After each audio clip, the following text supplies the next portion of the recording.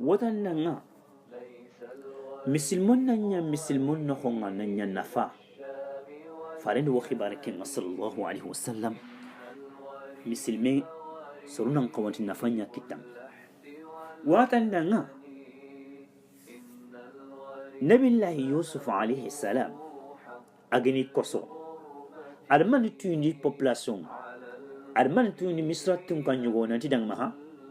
tani baganti ana niende poni marani aslemuni ani khalifi pas ike tangandindana nyani tuwana nyani nabillahi musa alaihi salatu wassalam agar maryane gadun haqqatime agar yahannu kubeni fillinyino igam dunge tammi sondo sor kutun tammi songa nyahmini me walliga mélanger me pourta ilam punto nyan kham musa nafanya debrida asro katiya amma wari khadija radiyallahu anha agni farenja ken wodanga wayum pananga farenge kon adu farenga manha ikunu ta'alla antanya gundin managa antanya gundin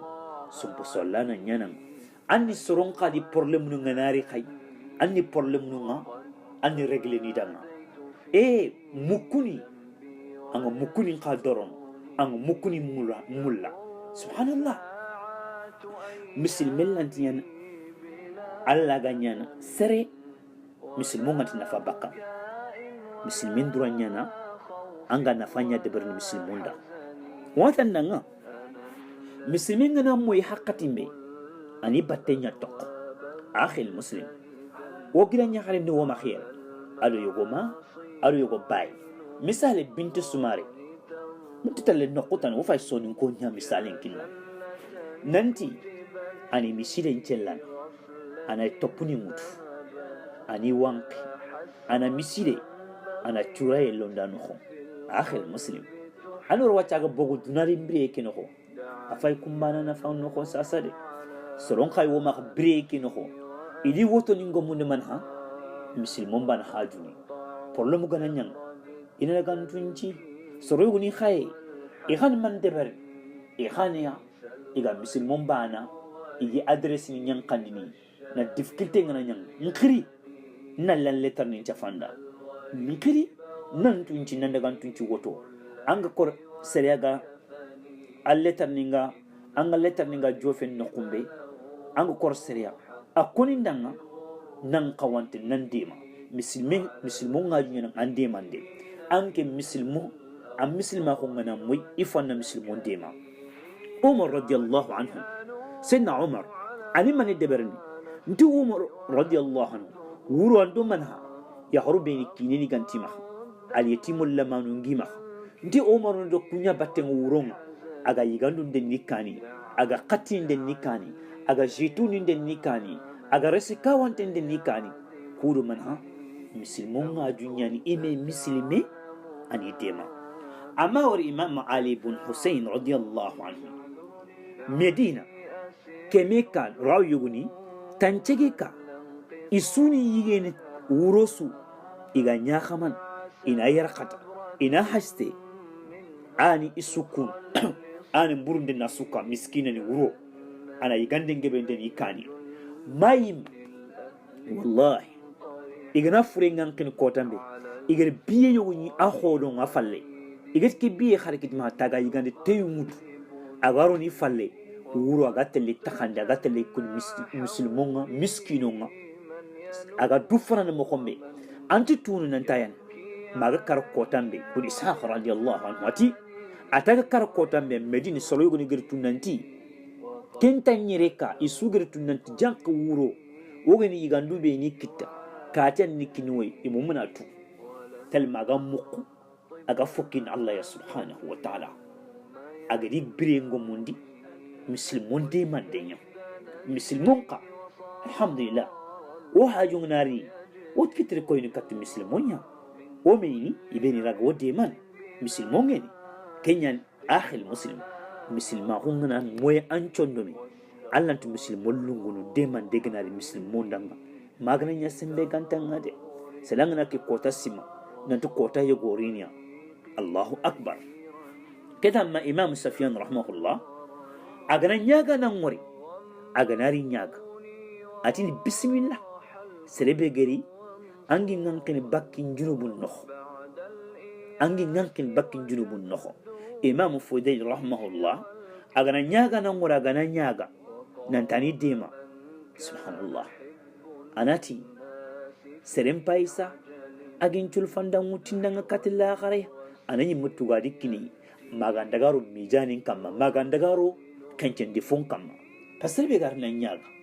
anan tintonjini katalla ya subhanahu wa ta'ala ganan yango golni Allah ya dama subhanahu wa ta'ala angal gollun qalsindi Allah subhanahu wa ta'ala azza wa jalla akhil muslim كتم سورة العصر كأنه الله سبحانه وتعالى عز وجل الفيل نختي يكون ولا سورة كأنه أتحذر منك سو سو سو سو سو سو سو سو سو سو سو أسوسو بردين تيان كين نختي أن يورو نيكي خلا الفيل نختي كون عندنا قول لك كأنه فيني كون نختي كون فيني فيلي كون دني ماتيماني فيني بيلي تاني كون دان تاني ماتيماني أنو نور الله ترينك سبحانه وتعالى صوت العصر كينو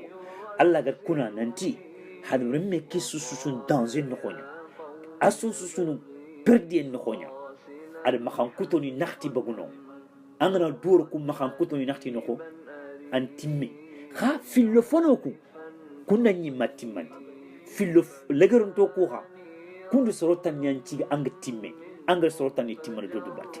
أمامك سبحانه وتعالى الإيمان كنا ندنغ نوغو Allah gana nyamir kebe annan tongoni ta Allah bana lemmaho subhanallah na golle sire na debere gundondo bangi maktum begi na dike golle e ko dalle ke deberne mene o ko mana kitike hakad saladi e golle suru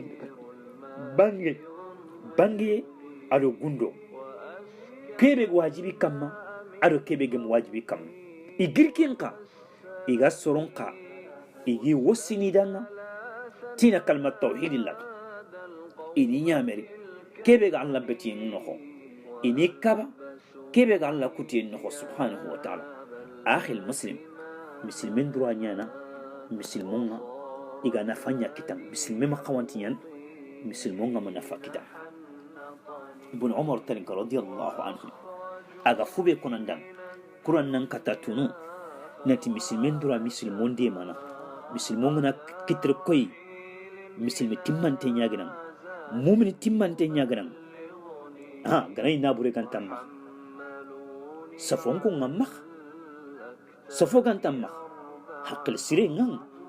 ken ka gantan men jangu ngam max haran ken la ganti sorotan ni beni garagay itu indi kadu fulan kati demande murne kadu fulan kati tampinte ñande bun umar tanin radiyallahu anhu ati woto farenda nga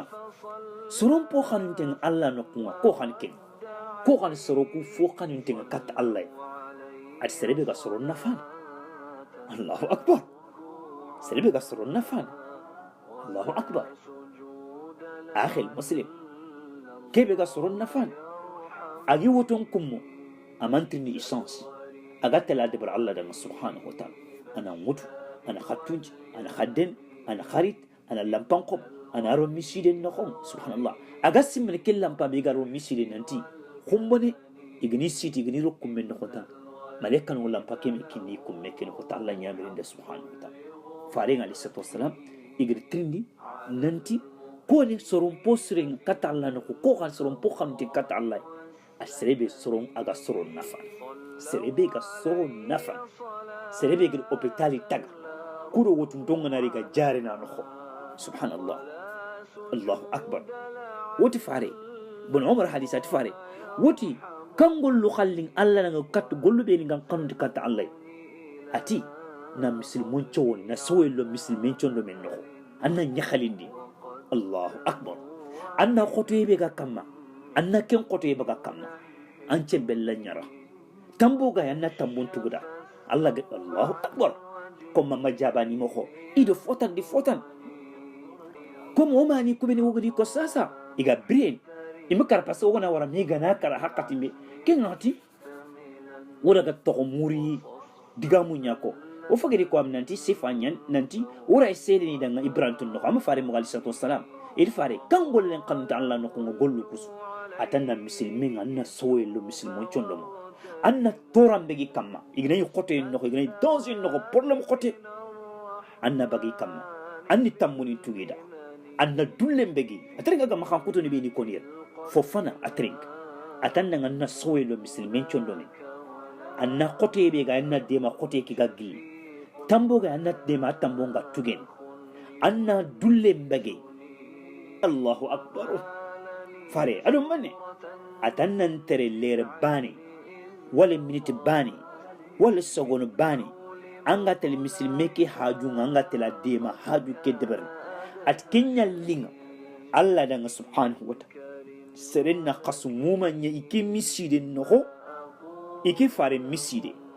pota khangana farlan chal bani